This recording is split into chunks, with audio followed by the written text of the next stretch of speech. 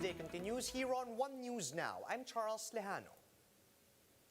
NEDA Secretary Carl Kendrick Chua says the pandemic will cost Filipinos up to 41.4 trillion pesos. This as he shoots down the proposal for more cash aid. Mobile journalist Pamela Vasquez has the report. How much will the COVID-19 pandemic cost us in the long run?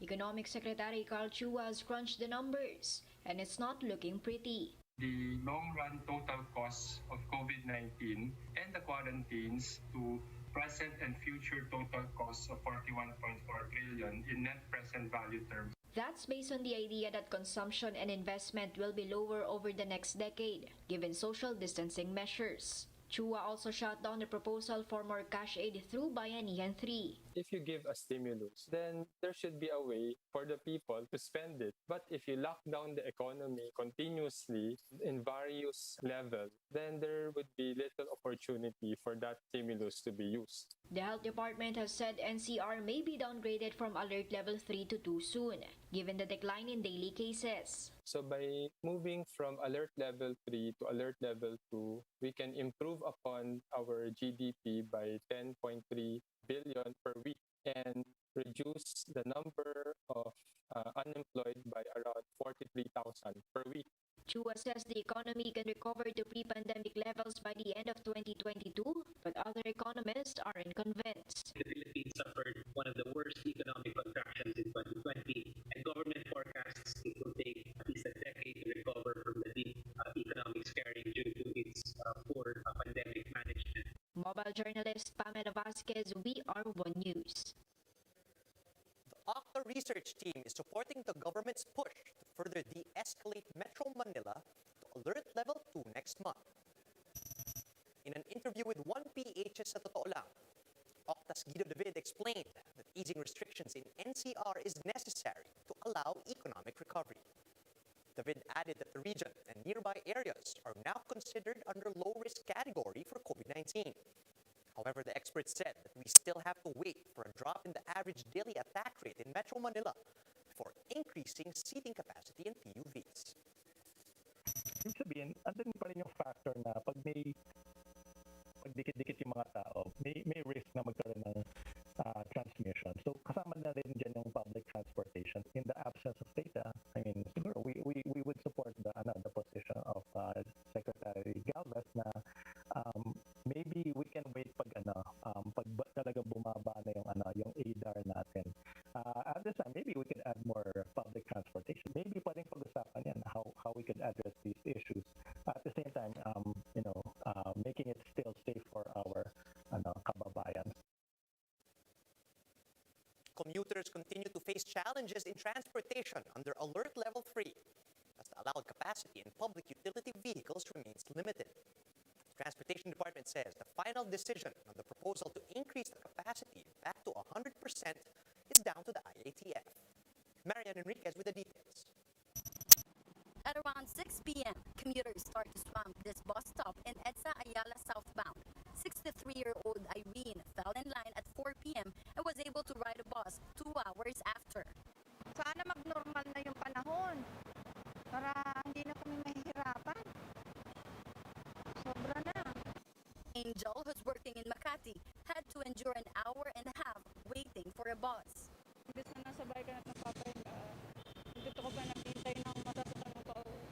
The long line of passengers sometimes reaches the footbridge in the Ayala-EDSA intersection. The situation gets worse when it's raining. Nandun na po tayo. Kasi po yan, bilang po yan. Due to rush hour, some buses admit that they are forced to take in more than the allowed 50% passenger capacity. Kami lang po yung nakakot sa pasahero, ma'am, sa sitwasyon ngayon, ma'am. Ilang kanina pa sila nakatayo. Yung iba, nakipagsiksikan na lang po, ma'am. The Transportation Department wants 100% passenger capacity for public utility vehicles. Dahil ng pagbabago ng Alert Level 3, alam naman po natin na marami na pong taong pinapayagan na lumabas po at pumasok sa trabaho at meron pang limited percentage para ho sa turismo. Ito po yung nais natin matugunan. For the National Center for Commuter Safety and Protection, the root problem can also be traced back to the implementation. Another problem is a series of oil price hikes. Can you imagine 2 rides ka pa, imbis na dati one ride ka lang. The solution really is to sit down and create a seamless travel system. The DOTR is in talks with the IATF to allow the 100% passenger capacity in PUVs. For News 5, Marian Enriquez, we are One News. The Philippines received almost 2 million more doses of COVID vaccines yesterday. That pushed total vaccine arrivals in the country to 100 million since February. Vaccine czar Carlito Galvez Jr. says this will help the government achieve its goal of increasing the daily vaccination rate to 1 million or 1.5 million shots daily. He added that the 100 million mark is an important milestone that will help us to prepare for a merrier Christmas. The Senate hearing on government spending during the pandemic drones on without much help from former economic advisor and Chinese businessman Michael Yang. Senators were visibly irritated as the Davao-based businessman continued to give them non-answers on the issue of his income and tax returns. Senators are now calling Yang a liar after he claimed not to know what his source of income is and why he had not filed or paid his taxes from 2014 to 2017. And they're also questioning why his ITR for 2019 wasn't readable. But Yang says he will pass a readable ITR and an explanation for why he has not paid taxes after talking to his accountant.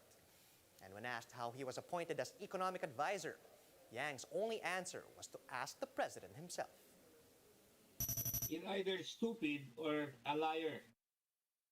Because you don't want to answer anything. You cannot remember. You have to call your accountant. Ikaw ay isang banyaga sa bansa namin. Yan ang tingin sa iyo ng tao. Walang natutuwa sa iyo. Kaya magpakatino ka. I really regret na hindi nyo mapaunlakan, hindi nyo mapagbigyan yung tanong ko ng isang klarong sagot. Kasi siguro naman hindi top secret, hindi naman matter of national security, yung trabaho ng isang special economic advisor. He is not being upfront. He is not telling the whole truth. He's probably saying half-truths before this committee.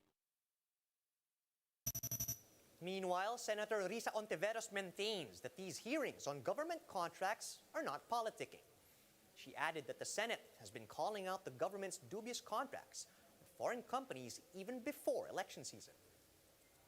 Since 2020, wala pa sa horizon yung eleksyon o kampanya. Since 2020, we have been calling the attention of government, particularly tungkol sa family at tungkol sa iba't iba pang mga predominantly foreign, predominantly Chinese companies na nauunahan sa kontrata ang mga Pilipinong kumpanya. I guess it comes with the territory.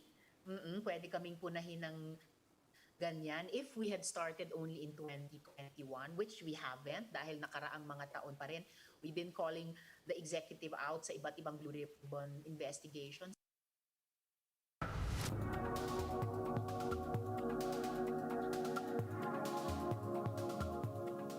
Facebook has changed its company name to Meta and has unveiled its new logo. CEO Mark Zuckerberg described what he calls the metaverse as the next frontier. Let's watch this. I've been thinking a lot about our identity as we begin this next chapter. Facebook is one of the most used products in the history of the world. It is an iconic social media brand, but increasingly, it just doesn't encompass everything that we do. Instagram, WhatsApp, Messenger, Quest, now Horizon, Nazare, and more. Building our social media apps will always be an important focus for us. But right now, our brand is so tightly linked to one product that it can't possibly represent everything that we're doing today, let alone in the future. Over time, I hope that we are seen as a metaverse company. And I want to anchor our work and our identity on what we are building towards. We just announced that we are making a fundamental change to our company. We're now looking at and reporting on our business as two different segments, one for our family of apps and one for our work on future platforms. And as part of this, it is time for us to adopt a new company brand to encompass everything that we do. To reflect who we are and what we hope to build, I am proud to announce that starting today, our company is now Meta. Our mission remains the same. It's still about bringing people together. Our apps and their brands, they're not changing either. And we are still the company that designs technology around people. But now we have a new North Star to help bring the metaverse to life. And we have a new name that reflects the full breadth of what we do and the future that we want to help build. From now on, we're going to be metaverse first, not Facebook first. That means that over time, you won't need to use Facebook to use our other services. And as our new brand starts showing up in our products, I hope that people come to know the Meta brand and the future that we stand for. I used to love studying classics, and the word meta comes from the Greek word meaning beyond. For me, it symbolizes that there is always more to build. There's always a next chapter to the story. Here's a quick look at some of today's headlines. We are down to the last 2 days of the extended voter registration for the 2022 polls, and more people continue to flock registration sites. Can former Senator Bongbong Marcos be disqualified in next year's elections? For former Supreme Court Senior Associate Justice Antonio Carpio, the answer is yes. And some presidential candidates are again visiting several areas today, including the vote-rich provinces of Cebu and Pampanga. Vice President Leni Robredo is in Sorsogon, Senator Ping Lacson is in Pampanga, and Senator Manny Pacquiao is in the province of Cebu, while Manila Mayor Isko Moreno will be meeting supporters at the Quezon City Memorial Circle. And those are the top stories at this hour. Join us again later at 10:45 a.m. as we continue to monitor the day's biggest stories. You can also catch One News on Signal Play. Just register for a free account at www.signalplay.com so you can stream One News live anytime, anywhere. I'm Charles Lejano. Mask on, wash hands, and stay safe, Philippines. We are One News.